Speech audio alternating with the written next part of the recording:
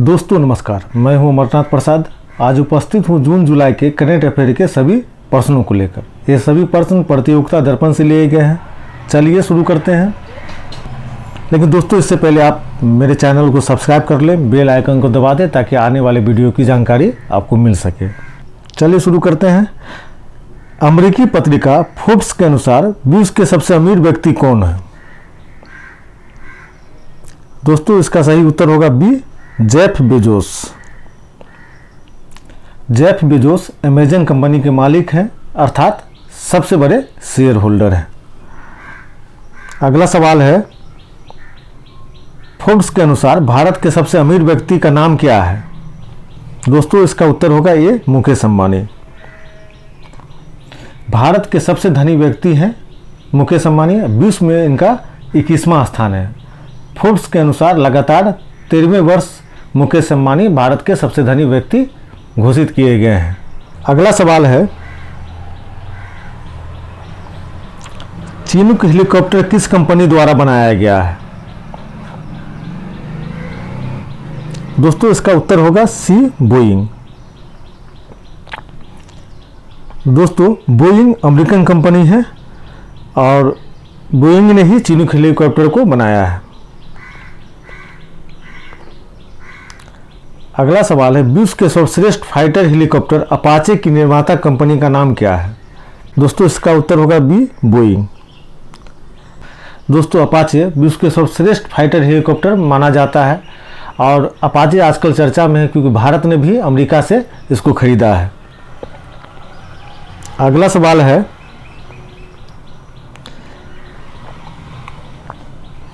Iran ने अपनी नई मुद्रा का क्या नाम रखा है? इसका उत्तर हो जाएगा बी, तुमान। दोस्तों ईरान ने अपनी नई मुद्रा का नाम तुमान रखा है, जबकि पहले ईरान की मुद्रा रियाल थी।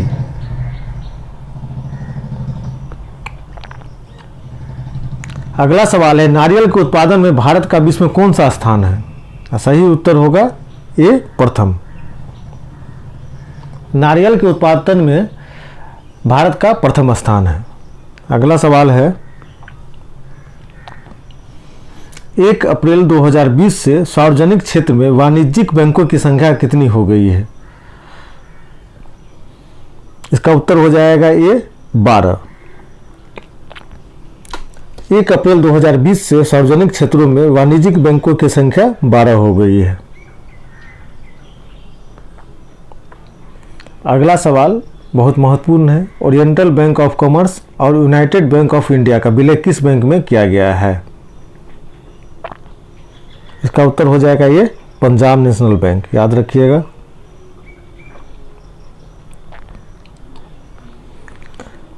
अगला सवाल है, सिंडिकेट बैंक का विलय किस बैंक में किया गया है?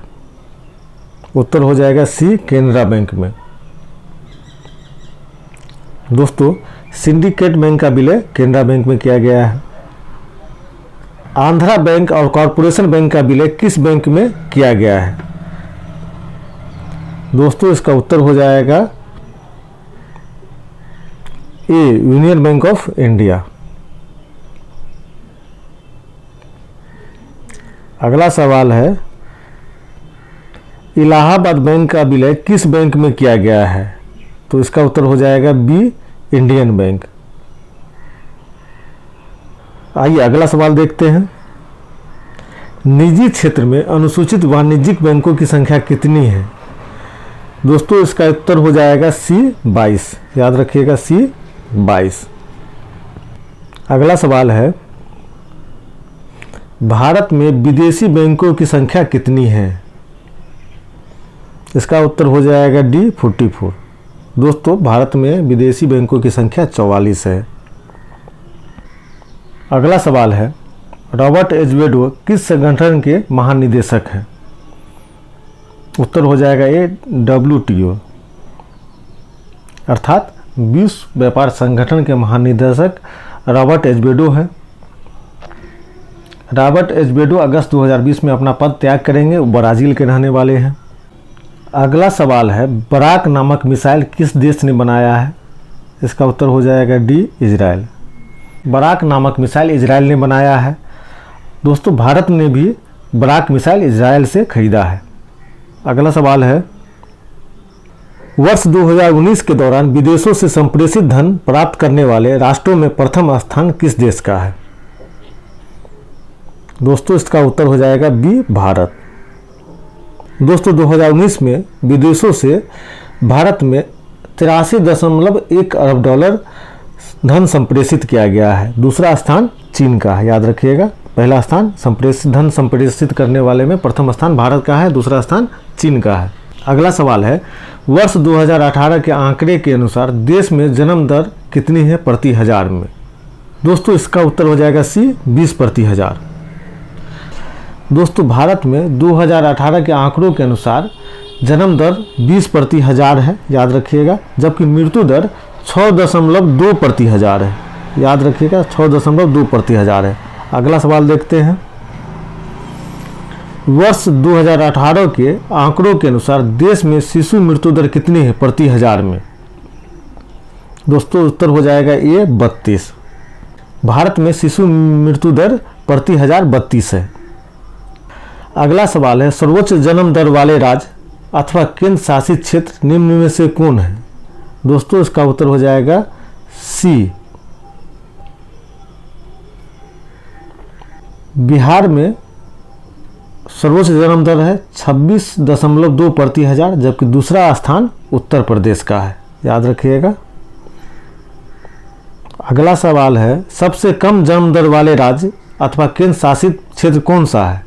इसका उत्तर हो जाएगा ए, केरल। केरल में सबसे कम जन्म दर है 13.9 प्रति हजार, याद रखिएगा, 13.9 प्रति हजार। अगला सवाल है, सर्वोच्च मृत्यु दर वाले राज्य अथवा केंद्र शासित क्षेत्र कौन सा है? इसका उत्तर हो जाएगा सी, छत्तीसगढ़। सबसे ज़्यादा मृत्यु दर छत्तीसगढ़ में है, 8 प्रति हजार है, याद रखिएगा, 8 प्रति हजार है, 8 प्रति हजार है। अगला सवाल देखते हैं, सबसे कम मृत्यु दर वाले राज्य अथवा केंद्र शासित क्षेत्र कौन सा है? इसका उत्तर हो जाएगा ए, दिल्ली। दोस्तों सबसे कम मृत्यु दर दिल्ली में है, यह 3.3 प्रति हजार है, याद रखिएगा, 3.3 प्रति हजार है। अगला सवाल देखते हैं, सर्वोच्च शिशु मृत्यु दर वाले राज्य अथवा केंद्र शासित प्रदेश है? उत्तर है डी, मध्य प्रदेश। दोस्तों सबसे ज़्यादा शिशु मृत्यु दर मध्य प्रदेश में है, यह 48 प्रति हजार है। शिशु मृत्यु दर में दूसरा स्थान उत्तर प्रदेश का है। अगला सवाल है, सबसे कम शिशु मृत्यु दर वाले राज्य या केंद्र शासित प्रदेश कौन है? दोस्तों उत्तर हो जाएगा ये, केरल। सबसे कम शिशु मृत्यु दर केरल में है, 7 प्रति हजार है, याद रखिएगा, 7 प्रति हजार है। अगला सवाल देखते हैं, देश के नए मुख्य सूचना आयुक्त किसे नियुक्त किया गया है? इसका उत्तर हो जाए बिमल जुल्का। दोस्तों देश के नए मुख्य सूचना आयुक्त बिमल जुल्का को नियुक्त किया गया है। अगला सवाल है, देश के मुख्य सतर्कता आयुक्त कौन चुने गए हैं? सी, संजय कोठारी। सी, संजय कोठारी, याद रखिएगा, सी, संजय कोठारी। देश के नए वित्त सचिव किसे बनाया गया है? दोस्तों इसका उत्तर हो जाएगा बी, अजय भूषण पांडे। देश के नए वित्त सचिव अजय भूषण पांडे को बनाया गया है। अगला सवाल है, लोक लेखा समिति के अध्यक्ष किसे निर्वाचित किया गया है? दोस्तों इसका उत्तर हो जाएगा बी, अधीर रंजन चौधरी। याद रखिएगा, अधीर रंजन चौधरी। दोस्तों भारत में यह परंपरा रही है कि लोक लेखा समिति के अध्यक्ष का पद विपक्षी पार्टी के किसी सदस्य को दिया जाता है। लोक लेखा समिति में 22 सदस्य होते हैं, 15 लोकसभा से चुने जाते हैं और 7 राज्यसभा से चुने जाते हैं। अगला सवाल देखते हैं, प्राक्कलन समिति के अध्यक्ष किसे निर्वाचित किया गया है? उत्तर हो जाएगा सी, गिरीश बापट। याद रखिएगा, गिरीश बापट। दोस्तों, प्राक्कलन समिति में 30 सदस्य होते हैं। सभी सदस्य लोकसभा से चुने जाते हैं। 30 सदस्य होते हैं, सभी लोकसभा से चुने जाते हैं। अगला सवाल देखते हैं। सार्वजनिक उपक्रमों पर संसदीय समिति के अध्यक्ष किसे निर्वाचित किया गया है? दोस्तों, इसका उत्तर हो जाएगा ए, मीनाक्षी लेखी। लोक उपक्रम पर संसदीय समिति में 15 सदस्य होते हैं। 10 लोकसभा से चुने जाते हैं और 5 राज्यसभा से चुने जाते हैं। याद रखिएगा, सार्वजनिक उपक्रमों पर संसदीय समिति में 15 सदस्य होते हैं। अगला सवाल देखते हैं। संयुक्त राष्ट्र पर्यावरण कार्यक्रम में किस भारतीय अभिनेत्री को भारत के लिए अपनी सद्भावना दूत नियुक्त किया है? इसका उत्तर हो जाएगा सी, दिया मिर्जा। याद रखिएगा। अगला सवाल देखते हैं। संयुक्त राष्ट्र संघ में किसे अस्थायी प्रतिनिधि नियुक्त किया गया है? बहुत महत्वपूर्ण सवाल है दोस्तों। उत्तर हो जाएगा ए, टी.एस. तिरुमूर्ति। टी.एस. तिरुमूर्ति को संयुक्त राष्ट्र संघ में अस्थायी प्रतिनिधि नियुक्त किया गया है। अगला सवाल देखते हैं दोस्तों। नेस्कॉम के चेयरमैन किसे बनाया गया है? उत्तर हो जाएगा बी, यूवी परवीन राव को। याद रखिएगा, यूवी परवीन राव को। अगला सवाल है, ब्राज़ील में भारत के नए राजदूत नियुक्त किए गए हैं। उत्तर हो जाएगा डी, सुरेश रेड्डी। याद रखिएगा, सुरेश रेड्डी को ब्राज़ील में भारत के नए राजदूत नियुक्त किया गया है। सुरेश रेड्डी को ब्राज़ील में भारत का नया राजदूत नियुक्त किया गया है। अगला सवाल देखते हैं। सिंगापुर में भारत के उच्चायुक्त के रूप में नियुक्ति प्रदान की गई है। उत्तर हो जाएगा बी, प्रियासामी कुमारन को। प्रियासामी कुमारन को सिंगापुर में भारत का उच्चायुक्त नियुक्त किया गया है। अगला सवाल देखते हैं। दोस्तों, आपने अगर मेरे चैनल को सब्सक्राइब नहीं किया है तो कर लीजिए। अगला सवाल है, नाबार्ड के नए चेयरमैन किसे बनाया गया? उत्तर हो जाएगा सी, जी.आर. चिंताला को। नाबार्ड का चेयरमैन जी.आर. चिंताला को बनाया गया है। यह बहुत महत्वपूर्ण है, यहाँ से सवाल पूछा जा सकता है। अगला सवाल है, क्रिकेट की बाइबिल कही जाने वाली ब्रिटेन की वार्षिक पत्रिका विजडम ने किसे पुरुष में leading cricketer of the year चुना है? दोस्तों, इसका उत्तर हो जाएगा ए, ब्रेन स्टोक को। यह इंग्लैंड के क्रिकेट खिलाड़ी हैं। अगला सवाल देखते हैं। ब्रिटेन की वार्षिक पत्रिका विजडम ने महिला वर्ग में किसे leading cricketer of the year चुना है? इसका उत्तर हो जाएगा ए, एलिसे पेरी। यह ऑस्ट्रेलिया की क्रिकेट खिलाड़ी है। अगला सवाल देखते हैं। वर्ष 2019 के लिए ब्रिटेन की वार्षिक पत्रिका विजडम ने leading T20 cricketer of the year किसे घोषित किया है? दोस्तों, इसका उत्तर हो जाएगा बी, आंद्रे रसेल को। आंद्रे रसेल जमैका के खिलाड़ी हैं। अगला सवाल है, व्यास सम्मान 2019 किसे प्रदान किया गया? दोस्तों, बहुत महत्वपूर्ण है। इसका उत्तर हो जाएगा ए, नासिरा शर्मा को।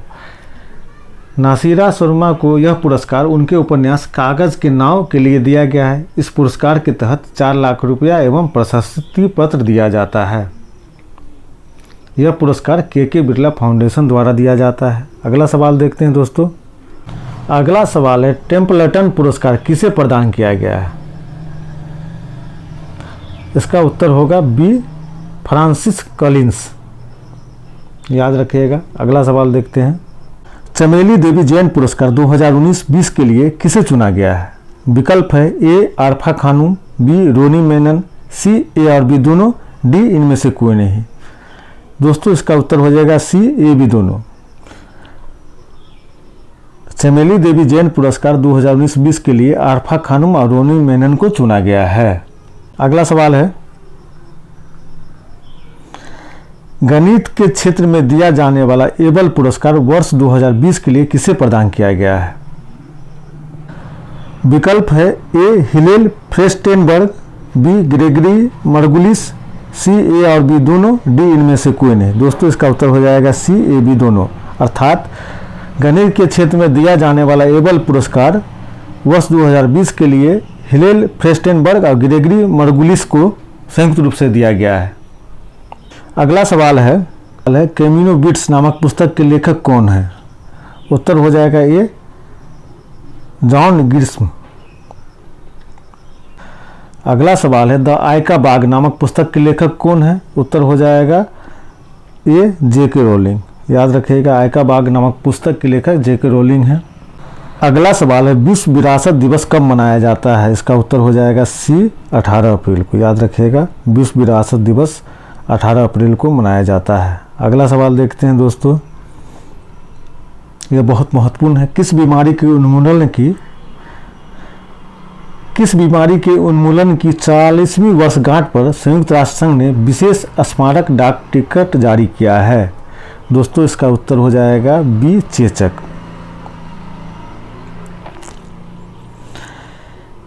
दोस्तों चेचक के उन्मूलन की 40वीं वर्षगांठ पर संयुक्त राष्ट्र संघ ने एक विशेष स्मारक डाक टिकट जारी किया है। यह बहुत महत्वपूर्ण है। अगला सवाल देखते हैं, वर्ष 2021 के लिए विश्व पुस्तक राजधानी किसे चुना गया है? इसका उत्तर हो जाएगा डी तिब्लिस को। तिब्लिस जॉर्जिया की राजधानी है। अगला सवाल देखते हैं, 36वें राष्ट्रीय खेल जो स्थगित कर दिया गया है कहाँ प्रस्तावित था? इसका उत्तर हो जाएगा ये गोवा। दोस्तों 36वां राष्ट्रीय खेल गोवा में प्रस्तावित था। अगला सवाल देखते हैं, 17वें राष्ट्रमंडल युवा खेल वर्ष 2021 में किस देश में प्रस्तावित था जिसे स्थगित कर दिया गया है? इसका उत्तर हो जाएगा डी टोबैगो एवं ट्रिनिडाड।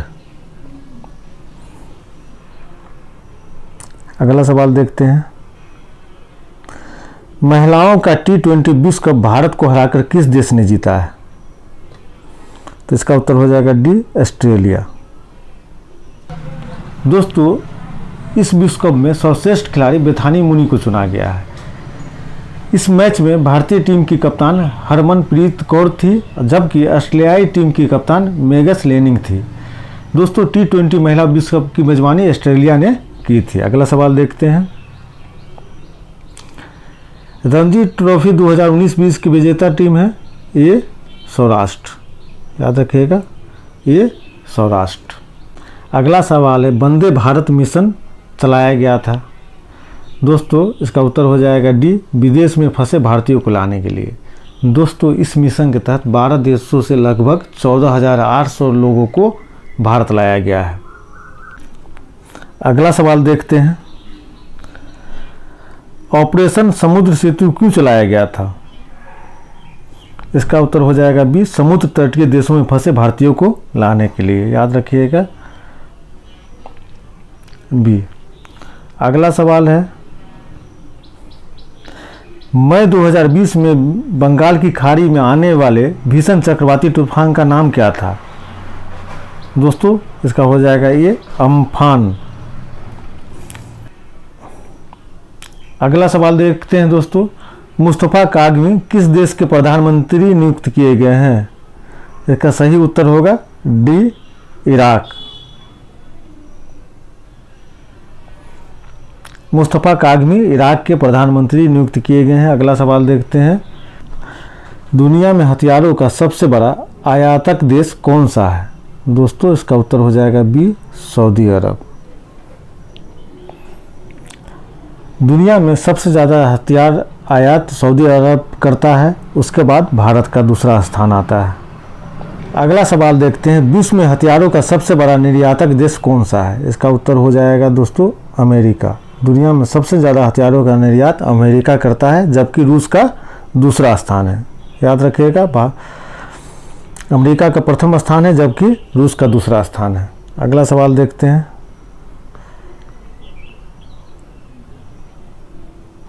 वर्ल्ड हैप्पीनेस रिपोर्ट के अनुसार प्रथम स्थान किस देश का है?